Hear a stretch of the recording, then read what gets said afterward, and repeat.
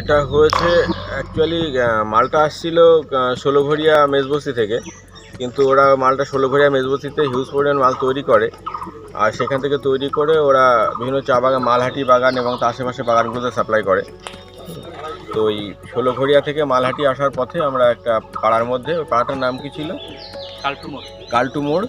কালটু মোড়ে একটা পাড়ার মধ্যে আমরা পিছন থেকে এবং সামনে থেকে আটকে দিয়ে আমরা ওগুলোকে সিজ করি।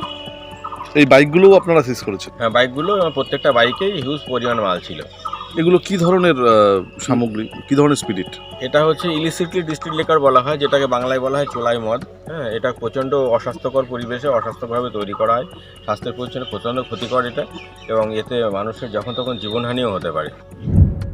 রবিবার ভোরে অভিযান চালিয়ে প্রায় 800 লিটার চোলাই মদ উদ্ধার করল আবগারি বিভাগ।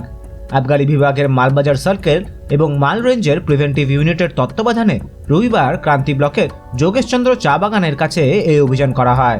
বাইকে করে বস্তা বোঝাই মদ নিয়ে যাচ্ছিল পাচারকারীরা। ট্রাকের টায়ারের টিউবের মধ্যে সেই চোলাই মদ ভরে তা বস্তাবন্দি করা হয়।